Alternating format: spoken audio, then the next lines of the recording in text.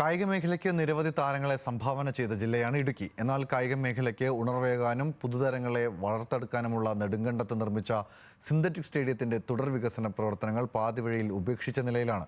കോടികൾ മുടക്കി നിർമ്മിച്ച സ്റ്റേഡിയത്തിലെ ബെർമുഡ ഗ്രാസ് അടക്കം സജ്ജീകരണങ്ങൾ നശിക്കുന്ന സാഹചര്യത്തിലാണ് നിലവിലുള്ളത്.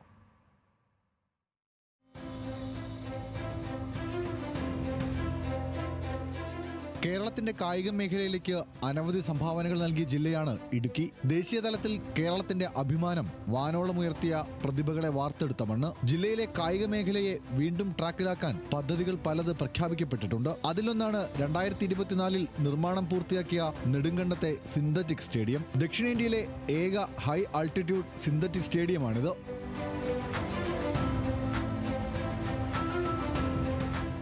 15 കോടിയോളം മുതൽ മുടക്കിയാണ് സ്റ്റേഡിയം പണിതീർത്തത്. മൈതാനത്ത് ലക്ഷങ്ങൾ ചെലവഴിച്ച് ബെർമുഡ ഗ്രാസും ചുറ്റും സിന്തറ്റിക് ട്രാക്കും പൂർത്തിയാക്കി. പവലിയൻ, ഫ്ലഡ് ലൈറ്റ് അടക്കമുള്ളവയും ആദ്യഘട്ടത്തിൽ പൂർത്തിയാക്കി. എന്നാൽ സ്റ്റേഡിയം വികസനവുമായി ബന്ധപ്പെട്ട തുടർ നടപടികൾ ഇപ്പോൾ പാടെ നിലച്ച മട്ടിലാണ്. ഇതിന്റെ നിർമ്മാണ ചെലവ് എന്ന് പറയുന്നത് ഏകദേശം 15 കോടിയോളം രൂപ ചെലവഴിച്ചിട്ടുണ്ട്. എങ്കിലും ചില പരിമിതികൾ ഇനിയും ഈ സ്റ്റേഡിയത്തിൽ അവശേഷിക്കുകയാണ്. ഈ നമ്മുടെ ഗാലറിയിൽ നമുക്കതിന് ശരിയായ റൂഫിംഗ് ഇല്ല.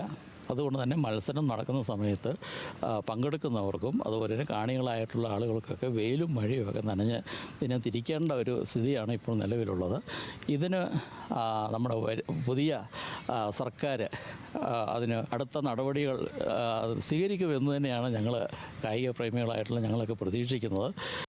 ട്രാക്കുകളും ബെർമുഡ ഗ്രാസും നശിച്ചു തുടങ്ങി. ഇവ ശാസ്ത്രീയമായി സ്വാഭാവിക നിലയിലാക്കണമെങ്കിൽ തന്നെ ലക്ഷങ്ങൾ ചെലവ് വരും. കായിക താരങ്ങൾക്ക് വിശ്രമിക്കാൻ ഡ്രസ്സിംഗ് റൂം, കാണികൾക്ക് മഴയും വെയിലുമേൽക്കാതെ മത്സരങ്ങൾ കാണാനുള്ള പവലിയന്റെ മേൽക്കൂര എന്നിങ്ങനെ അടിസ്ഥാന സൗകര്യങ്ങളും സ്റ്റേഡിയത്തിൽ ഒരുക്കേണ്ടതുണ്ട്. അടിസ്ഥാന സൗകര്യങ്ങളുടെ അപര്യാപ്തത ഇനിയും നിലനിൽക്കുകയാണ്. അവസാനം പ്രാക്ടീസ് ചെയ്യാനുള്ള സംവിധാനങ്ങൾ ഒഴിച്ച് ഇനി നമുക്ക് വലിയ കോമ്പറ്റീഷനിലേക്കൊക്കെ പോകണമെങ്കിൽ അടിസ്ഥാന സൗകര്യങ്ങളുണ്ടാണ്. ഇതുമായിട്ട് ബന്ധപ്പെട്ട അടിസ്ഥാന സൗകര്യങ്ങളും കൂടി ഡെവലപ്പ് ചെയ്താലേ ഇതൊരു സ്റ്റേഡിയത്തിൻ്റെ സ്റ്റാറ്റസിലേക്ക് നമുക്ക് ഉയർത്തിക്കൊണ്ട് വരും. പല സംസ്ഥാന മത്സരങ്ങളും വന്ന് നോക്കുമ്പോൾ നമുക്ക് ഈ ട്രാക്ക് മാത്രമാണ് നമുക്ക് കാണിച്ചു തരാനുള്ളത്. എക്യുപ്മെൻറ്റിൻ്റെ അപര്യാപ്തതകളുണ്ട്. മറ്റ് കുറേ സൗകര്യങ്ങൾ, നമ്മൾ പുതിയ കായിക താരങ്ങൾ വരും, അവർക്ക് താമസിക്കാനുള്ള സൗകര്യങ്ങളില്ല. ആ സൗകര്യങ്ങളൊക്കെ വരുമ്പോഴത്തേക്കുമാണ് ഒരു ഇന്ത്യൻ ടീമിൻ്റെ ഒക്കെ ഒരു പരിശീലന കളരിയായിട്ട് നമുക്ക് സ്റ്റേഡിയത്തിനെ മാറ്റാൻ സാധിക്കുകയുള്ളൂ. എങ്ങുമെത്താതെ പോയതും പാതിവഴിയിൽ ഉപേക്ഷിച്ചതുമായ പദ്ധതികൾ ഇടുക്കിയിൽ നിരവധിയാണ്. പുതിയ സർക്കാരും കായിക വകുപ്പും ഈ പദ്ധതികൾ പൂർത്തീകരിക്കുമെന്ന പ്രതീക്ഷയിലാണ് കായിക പ്രേമികൾ. രാജ്യത്തിന് അഭിമാനമായ ഒട്ടനവധി ഒളിമ്പ്യന്മാരെ സമ്മാനിച്ച ജില്ലയാണ് ഇടുക്കി. കായിക രംഗത്തിന് ഒരുപാട് സാധ്യതകളുള്ള ഇടുക്കി ജില്ലയിൽ ഇപ്പോൾ നിലവിലെ അവസ്ഥ പരിതാപകരമാണ്.